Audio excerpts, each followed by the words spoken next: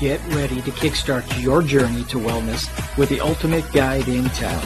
Welcome to Wellness Unleashed with Doc Stone.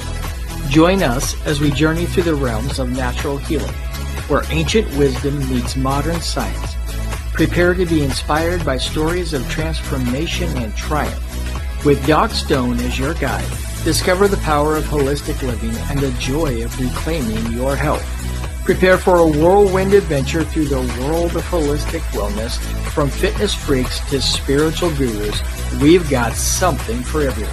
So grab your sneakers, your yoga mat, or just your sense of curiosity, and let's dive headfirst into a world of wellness wonders. Wellness Unleashed with Doc Stone. Your path to a vibrant life starts now.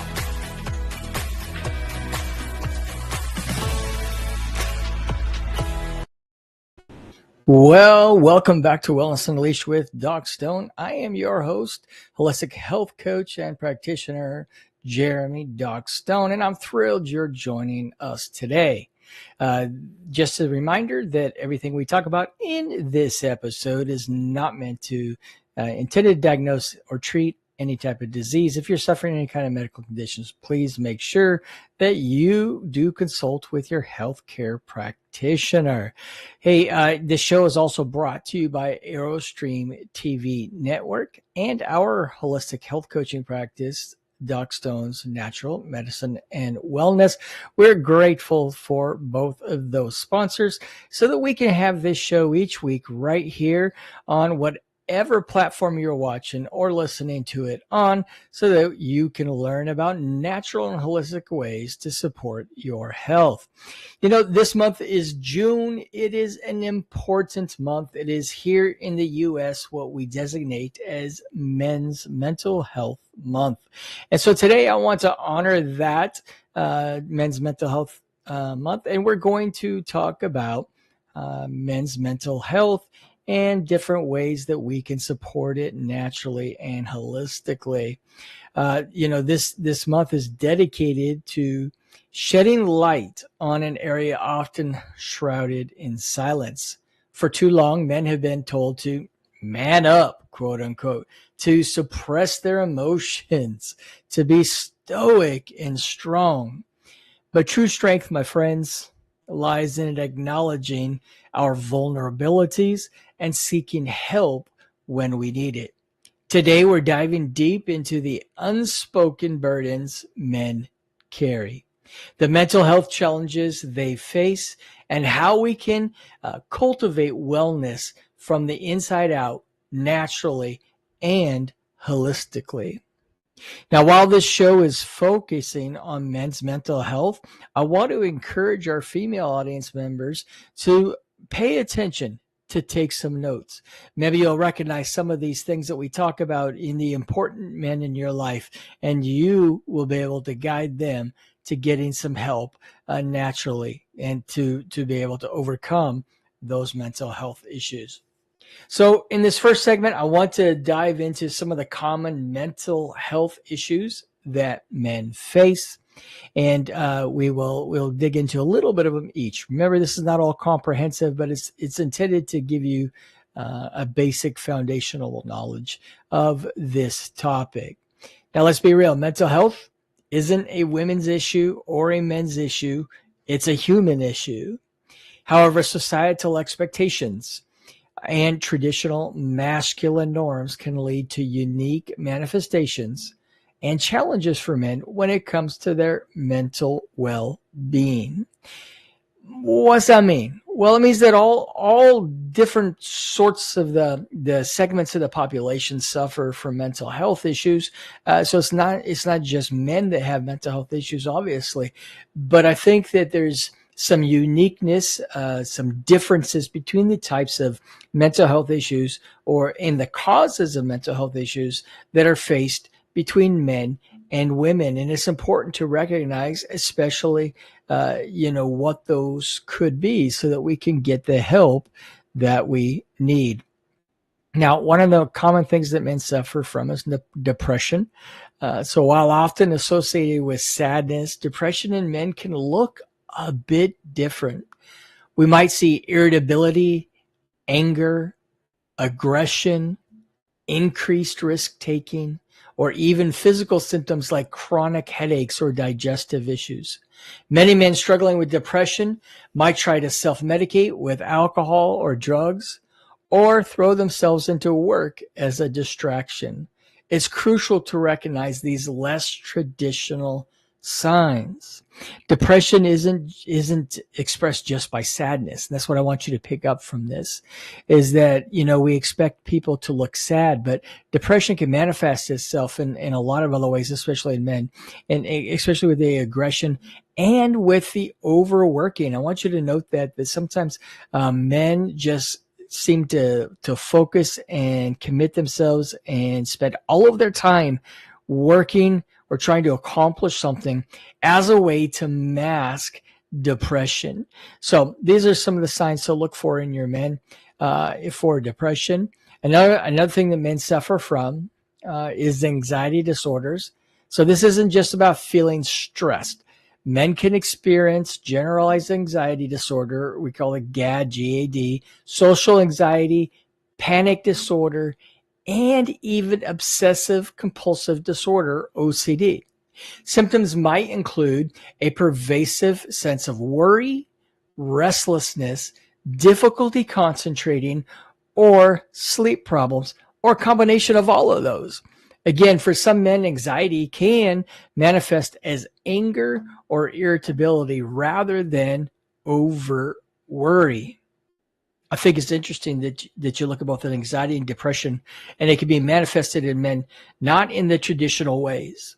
But if you have a man in your life, or if you're a man and you find yourself constantly, very frequently being irritable and angry and dissatisfied, this could actually be a sign of anxiety or depression.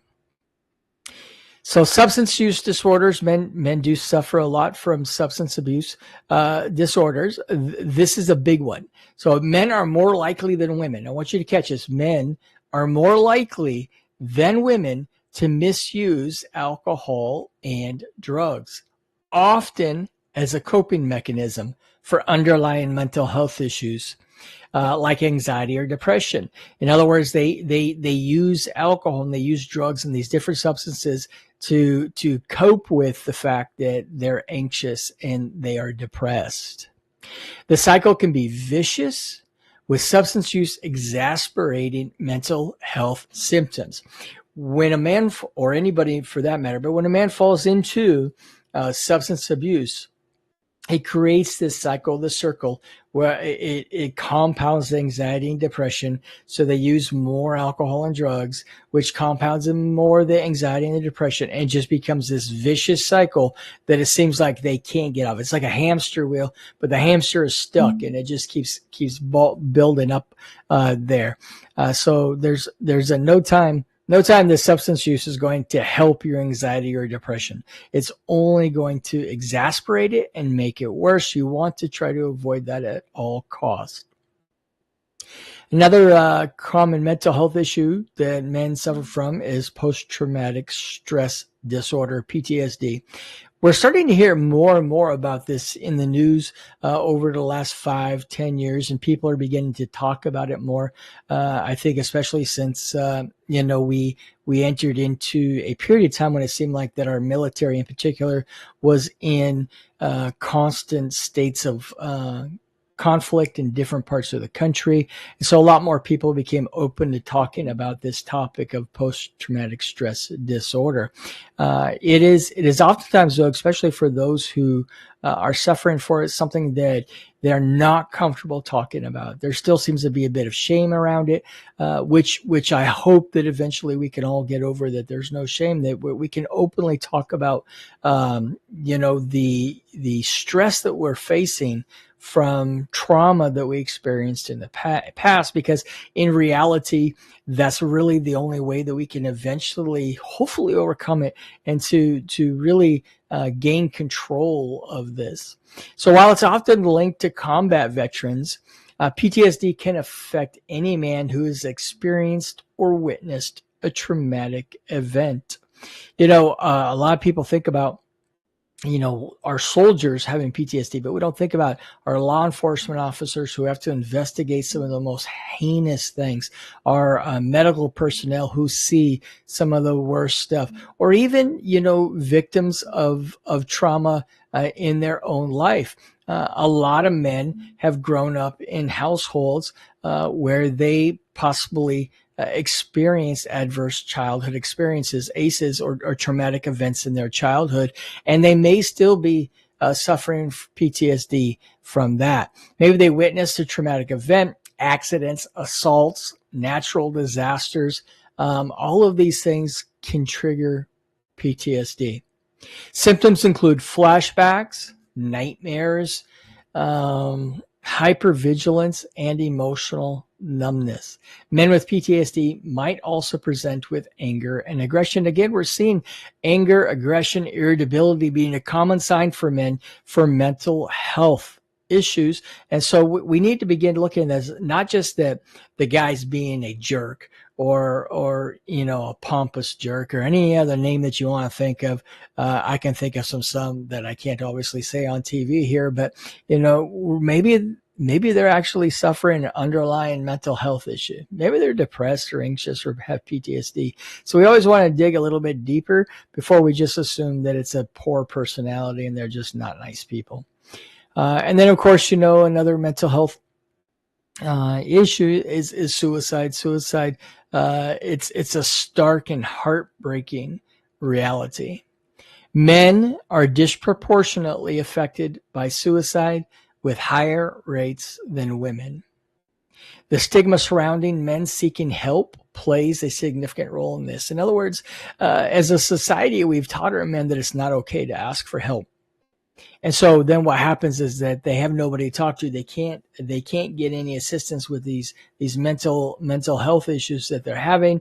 They fall into hopelessness, and it appears that the only way that they can resolve this stress, this anxiety, this PTSD is the act of suicide. And so we have to do a better job as a society in encouraging men to open up and to talk about and to be okay with having emotions and exposing their vulnerabilities. We've spent far too long teaching men and our young boys to suck it up, buttercup, to not share their emotions, to not cry, to not do anything. And so what they do is they bottle it up, and eventually it leads to these mental health issues among men that go undiagnosed, they go unrecognized until it's too late and they take actions into their own hands. We need to normalize the conversations about suicidal thoughts and make it clear that help's available and effective. We need to make it okay for men to talk. We need to stop putting the weight of the world on men's shoulders, expecting them to carry it all without ever showing any kind of weakness. We need to teach them that there is strength in vulnerableness. This is what we need to do to be able to turn around the mental health issues for the men in our lives. So what are the underlying causes of some of these issues? Beyond genetics, which can certainly play a role, we see a confluence of factors when it comes to men's mental health. One, let's talk about societal expectations. The pressure to be strong, stoic, and self-reliant can prevent men from acknowledging struggles or seeking help. Phrases like man up are incredibly damaging. We need to make sure that our men know that it's okay to ask for help and to not be able to do everything on their own. Two, let's talk about lack of emotional literacy. Many men aren't taught how to identify, express, or process their emotions in healthy ways. This can lead to bottling things up until they erupt or manifest as physical symptoms.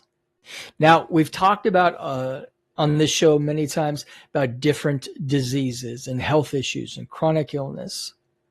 What we need to understand is oftentimes our emotional self, our mental health, can trigger physical symptoms in our body. It's called somatization. We get these somatic symptoms that are caused physically in our bodies, these illnesses that are caused physically in our body based upon our mental health. We need to make sure that we are keeping our mental health at the forefront so that we can try to live a physically healthier life as well. The mind, the body, the spirit, it's a tripartite. They're completely connected, and you cannot be sick in one and be healthy in all the others. They all connect with each other, and so if you are not well in your mind, your body and your spirit can be sick. If you're not well in your spirit, your body and your mind can be sick. And likewise, if you're not well in your body, you get it. You can be sick in your mind and in your spirit. So we don't want to be bottling these things up. 3, life stressors. Financial strain. This is a huge one for a lot of people. Relationship problems, work-related stress and burnout, and even body image issues. Yes, men struggle with that too, not just women. Can significantly impact mental health. We want to make sure that we're trying to do those things that we can to limit stress. We've talked about stress a lot on this show. We have to learn how to alleviate stress in our lives so that our bodies can heal itself. You cannot live stress every single day, never turning that switch off, and have a healthy body at the same time. Your body will give out on you if you don't learn how to alleviate stress. You have to have effective stress relief. Stress. I don't even like to say manage stress. I don't want to manage stress. I want it to go away. Stress at the appropriate time is healthy for you, but we got to learn how to be able to flip that switch off. Trauma. Unresolved past traumas can linger and contribute to various mental health conditions. There's some research that shows that your cells have memories.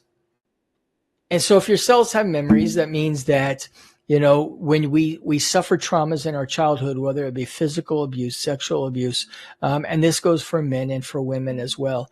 The trauma of divorce, the trauma of abandonment, any other kind of trauma that we experience in our childhood, that oftentimes the cells in our body can remember that trauma. And so we want to make sure that as we're walking through our healing journey, that we are not forgetting to deal with the traumas that we may have faced in our life.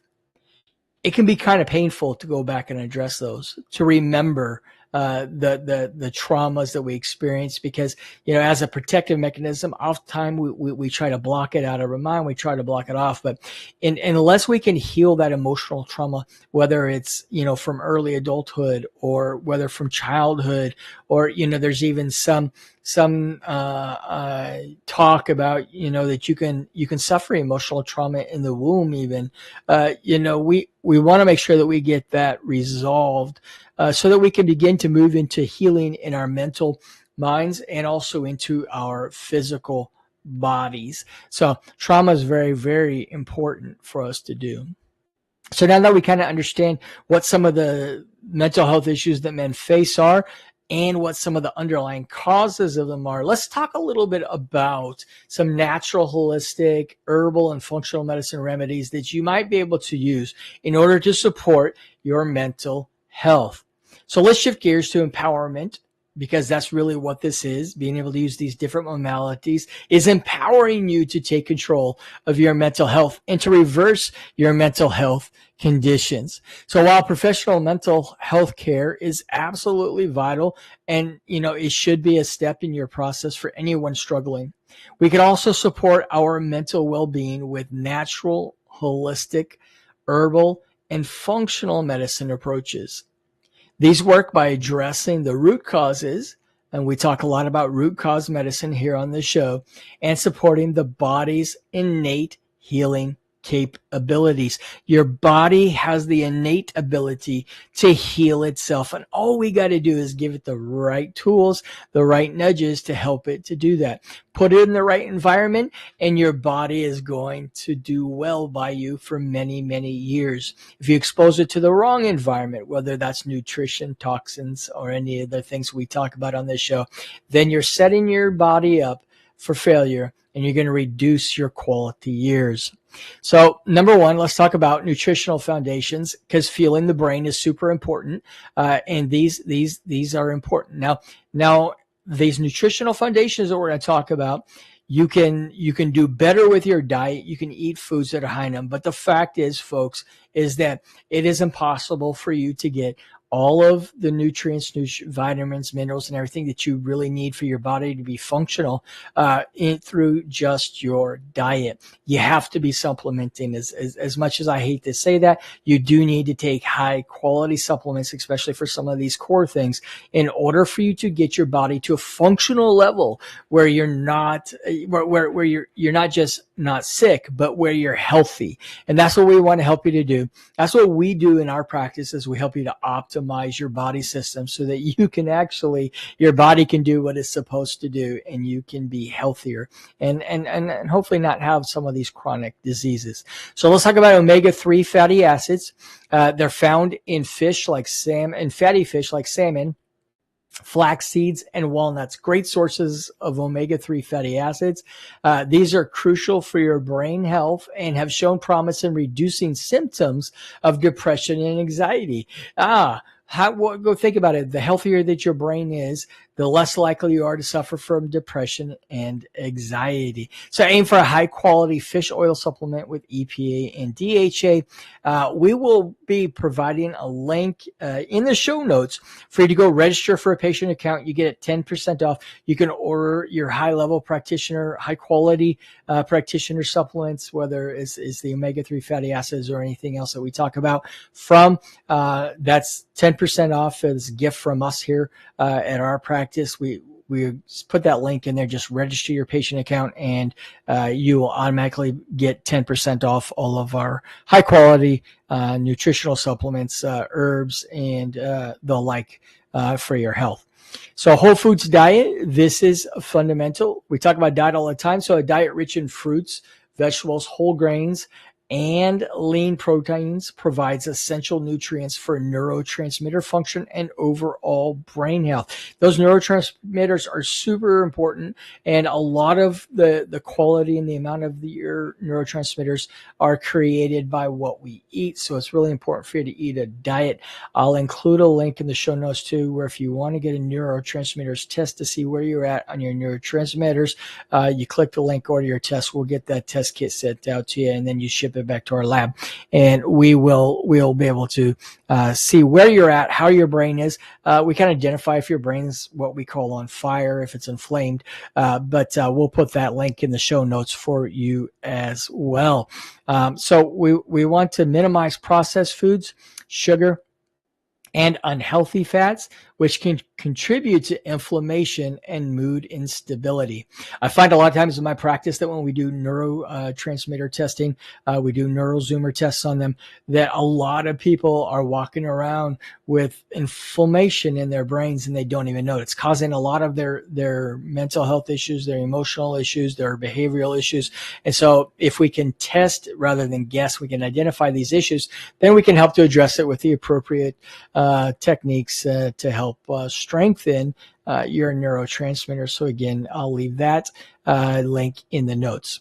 Let's talk about B vitamins, especially B6, B9, which is also called folate, or B12. These are vital for nerve function and the production of neurotransmitters like serotonin and dopamine. So we want to pay attention to these. I find that almost anybody suffering from emotional disorders, behavioral disorders, mental disorders, they are deficient in B vitamins almost all the time. So again, if you're not sure, test, let's find out where you're at. But here's the thing, that I want you to remember is that even, that the deficiency of especially vitamin B12 can cause brain damage. You want to make sure that you are getting high quality, the proper form of B12. Don't just take a vitamin that says B12, because there's different forms of it. So it's better that you work with a practitioner and get direction in the right way. But you want to make sure that you're getting these B12s, because they are vital for the production of those neurotransmitters. They're found in our foods, in leafy greens, legumes, whole grains, and lean meats.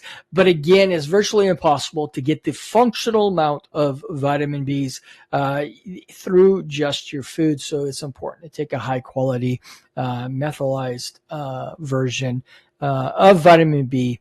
And again, you can get those through the link that we'll put in the show notes there. But these vitamins, B vitamins, are super important for regulating mood. So, it's something that you need to be aware of. And I can pretty much guarantee that your conventional medical doctor's not talking to you about, and if they are, not nearly enough. Magnesium, often called the calming mineral. Magnesium supports nerve function and can help reduce anxiety and improve sleep. It's virtually impossible to have any kind of good health, whether it be physical health or mental health, if your sleep is not good. So magnesium helps with our sleep. It helps with nerve function, and good sources in our food include dark leafy greens, nut seeds, and dark chocolate.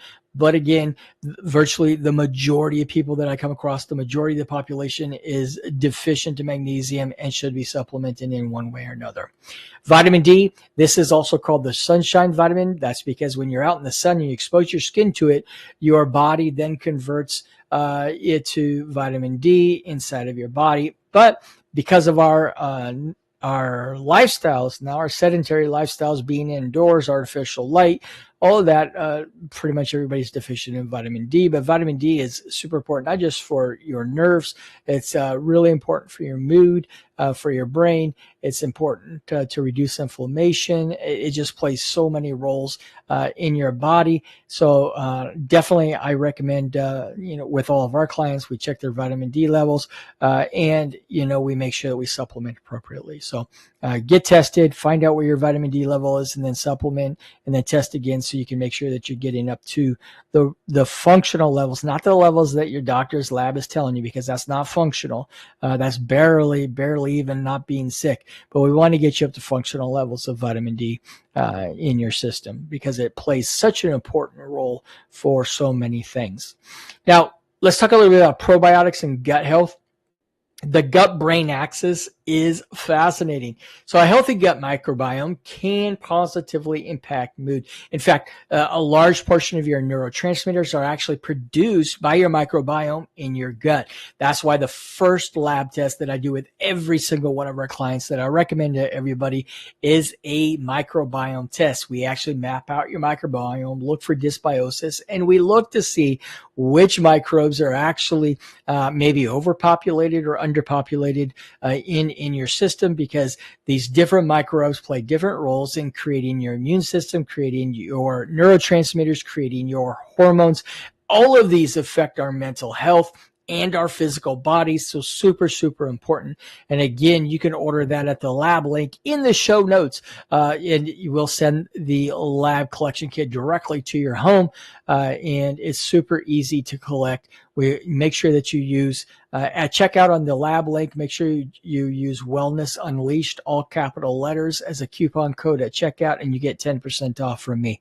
But very, very important. Your microbiome plays an immense role in your mental health. And you want to make sure you incorporate fermented foods like yogurt, kefir, sauerkraut, and kimchi, or consider high quality probiotic supplements. Very, very important that you do that. But again, I would suggest you test before you supplement, because you want to make sure that you're supplementing with the correct strains of probiotics. So let's talk about some herbal allies. Nature's pharmacy, right? That's the thing, is that the majority of medicines that you truly need can be found in nature. Herbal are safer typically than synthetic pharmaceuticals. They have less side effects. There are some. It's important when you're using herbal remedies that you at least consult with a practitioner like us or somebody else, because there are some contraindications to some herbs that can have a negative impact if you combine them with some medications or with other herbs. Or, like for instance, if you're pregnant, there's some herbs that can be definitely contraindicated for you to take. But we've talked about this class of herbs before. Let's talk about adaptogenic herbs. These help the body adapt to stress and promote balance. Some of those are like ashwagandha. We've talked about that a lot on this show. I use it all every day. I love it. Traditionally used in Ayurvedic medicine, it helps to lower cholesterol levels. The stress hormone, that's what cortisol is. So it helps lower cortisol levels, not cholesterol levels, cortisol levels, and can reduce symptoms of anxiety and stress. Another one, kind of like the master herb, it's sometimes called, is rhodiola rosea. It helps to improve mental performance and reduce fatigue in stressful situations. Ginseng can support energy, improve mood regulation, and help the body resist stress. And then there's some calming herbs. Chamomile. Chamomile tea is so calming. It's well known for its relaxing properties, often used as a tea to calm the nervous system and promote sleep. And then there's valerian root, which I also use here at home, primarily used for sleep issues and anxiety. It acts on GABA receptors in your brain, so it can influence your neurotransmitters and the effectiveness of them in your brain. Lavender is used in aromatherapy and as an oral supplement. It has calming, mood-enhancing effects. Lavender oil I use for a lot of different stuff. It's a wonderful natural healing support. And then there's some mood supporting herbs like St. John's wort. It has been studied a lot. There's a lot of actually research on the benefits and the effectiveness of St. John's wort. It's been studied for mild to moderate depression, but it's important to note that it can interact with many medications, including antidepressants. So you want to always consult with your doctor before using it. Saffron is emerging research suggests saffron may be as effective as some antidepressants for mild to moderate depression and anxiety. You see where we're going here? We're trying to get you to consider alternatives to these synthetics that are poisoning in our bodies, right? These pharmaceuticals. There's a lot of pharmaceuticals.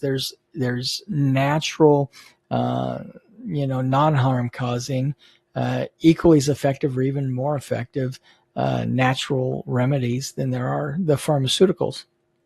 Curcumin, again, this comes from turmeric. It's the active compound in turmeric that is very, very helpful. I take turmeric every day. Its anti-inflammatory properties may contribute to mood improvement. So you want to look for bioavailable forms. One thing to keep in mind with curcumin, you want to make sure that you first get high quality, preferably organic. And you want to make sure that it has piperin in it, which is a compound from black pepper, because for some reason that piperin helps to, it's synergistic with the curcumin in the turmeric, and it helps to make it more effective in the body. So you want to make sure that you're getting a bioavailable form of that there. Let's talk about lifestyle. Regular exercise, bam, that's a powerful mood booster right there. Physical activity releases endorphins and can significantly reduce symptoms of depression and anxiety. Find something you enjoy, whether it's lifting weights, running, hiking, or team sports. Maybe it's swimming, whatever it is, get out and get active. Quality sleep, we talk about that a lot. I don't need to beat it up, but you need to prioritize 7 to 9 hours of quality sleep. It's non-negotiable for mental health. Just make it happen. Make sure you're turning those screens off, read a book, turn the lights down, and make sure that you're not drinking tons of caffeine in the afternoon. But you want to get on a consistent sleep schedule because it will make a huge difference in both your mental and your physical health. Mindfulness and meditation, just even a few minutes a day can make a difference. These practices train your brain. So we're training our brain to be present, reduce rumination, and cultivate emotional regulation. Get out and spend some time in nature. Spending time outdoors, whether hiking, gardening, or just sitting in a park, has profound benefits for mental well-being. Oh, excuse me. Strong social connections. This is one I think that we forget about a lot and that we've gotten really bad in our society about. But strong social connections combat loneliness. Especially I think during the COVID lockdowns, we somehow got to a place in society where it just seems like now we haven't recovered. Social connections aren't as important to us. And dare I say that just because you have 5,000 followers on Facebook or any other social media, it does not mean that you're connected socially. Just said it. Make sure that you're having strong social connections. We need friends. We need strong relationships in our lives. And for some reason, we've gotten to a place in our society where we just don't recognize the importance of all that. I want to encourage you to this week, work on a social connection, work on reaching out to somebody maybe you haven't talked to in a long time and rebuilding that connection, because it can make a difference. You want to combat loneliness by nurturing these relationships with friends and family, or maybe even join community groups. Maybe it's not an individual, it's a group, but talk openly with trusted individuals is incredibly therapeutic. Purpose and meaning, engaging in activities that bring you a sense of purpose and meaning, whether it's volunteering, whether it's work, hobbies, it can significantly boost your mental resilience. Find something that gives you a sense of purpose and meaning, because we all need that in life. Gentlemen, it's time to redefine what it means to be strong. It's not about enduring silently. It's not about the biggest pecs or the biggest biceps, but about courageously addressing our mental health. This means mental health. Let's commit to breaking the stigma. Here's your call to action. Start the conversation. If you're struggling to reach out, talk to a trusted friend, family member, or partner. If you notice a man in your life who seems to be struggling, gently check in with him. 2, seek professional help. If you or someone you know is experiencing persistent mental health issues, symptoms, please consult a healthcare professional. This could be a therapist, counselor, psychologist, psychiatrist, or a functional medicine practitioner. They can offer diagnosis, treatment plans, and guidance. 3, I want you to explore holistic options. Discuss with your doctor how natural, herbal, and functional medicine approaches can complement traditional treatments. Remember, always consult a healthcare professional before starting any new supplement or herbal regimen, especially if you're on medications. And 4, prioritize self-care. Make time for the lifestyle practices we discussed. Exercise, sleep, nutrition, time in nature. These aren't luxuries, they're necessities for a healthy mind. Remember, you are not alone. There is strength in vulnerability, and there is hope in seeking help. Let's unleash wellness for all men, not just this month, but every single day. Thank you for joining me on Wellness Unleashed. Until next time, be well, be mindful, and be strong enough to ask for help. Thank you for watching Wellness Unleashed with Doc Stone on the ArrowStream TV network. The opinions expressed by the host and guests of this show are theirs and not the opinions of the network or our sponsors. None of the information shared on today's episode should be taken as medical advice. Statements have not been approved by the FDA or any other governmental authority. And if you're experiencing any kind of illness or wellness issue, you are encouraged to consult with your licensed healthcare practitioner. And we do appreciate you watching our show and look forward to seeing you on the next episode.